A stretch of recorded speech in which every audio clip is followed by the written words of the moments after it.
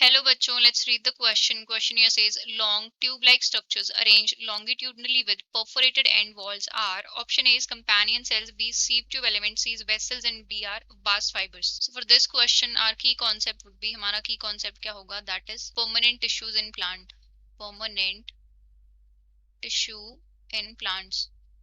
So permanent tissue जो है वो होते हैं which have lost their ability to division and वो क्या है एक पर्टिकुलर फंक्शन अटेन कर लेते हैं एंड वो फर्दर डिवाइड नहीं कर सकते. एंड परमानेंट टिश्यू जो है 3 टाइप से होते हैं, simple, complex and secretory types. Simple जो होते हैं वो एक ही टाइप की सेल से कंपोज होते हैं एंड उसके फर्दर 3 टाइप्स होते हैं, parenchyma, collenchyma and sclerenchyma. And जो कॉम्प्लेक्स होते हैं उसके अंदर आते हैं हमारे xylem and phloem which are water and mineral conducting tissues. So हमें यहाँ पे ऑप्शंस दिए गए हैं. तो ऑप्शन ए में दिया है that is companion cells. Companion cells.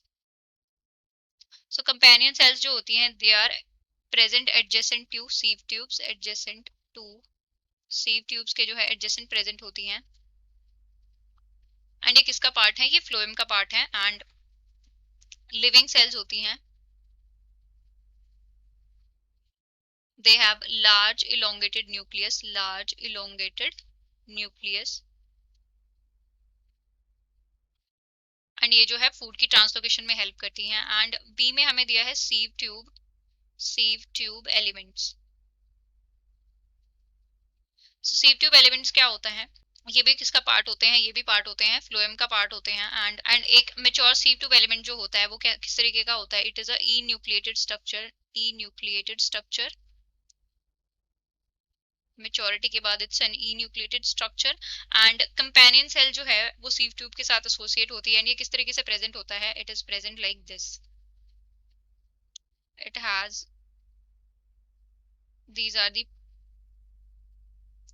perforated end walls present and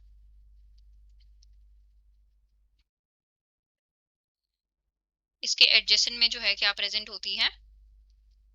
companion cells present होती हैं. And this is companion cell. Companion cell. And ये हमारा क्या होता है? sieve tube element. sieve tube.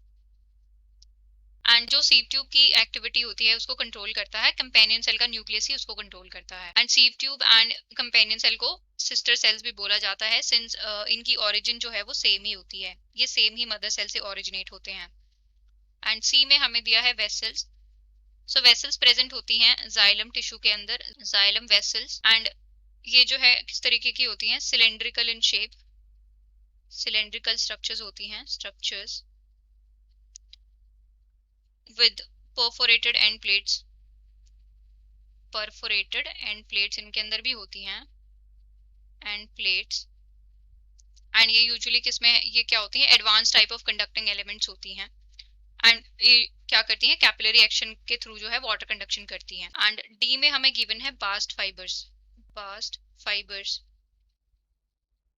ये किसका पार्ट होता है? ये पार्ट होते हैं स्क्लेरेन्काइमा टिश्यू का. स्क्लेरेन्काइमा. एंड ये क्या होते हैं? These are एक्स्ट्राजाइलरी. एक्स्ट्राजाइलरी या हम इनको क्या बोल सकते हैं? Phloem fibres.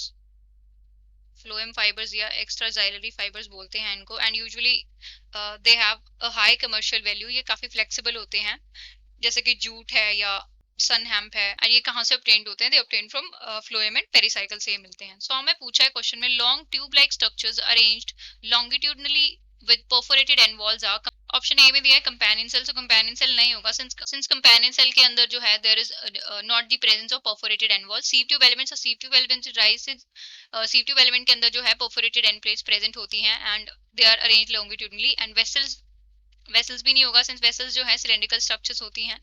And these bast fibres, तो बास्ट फाइबर भी नहीं होगा. ये जो है पॉइंटेड स्ट्रक्चर्स होती हैं. सो करेक्ट ऑप्शन हमारा क्या होगा? That is option B. So final answer for the question is option B. I hope you have understood it well. Best of luck and thank you.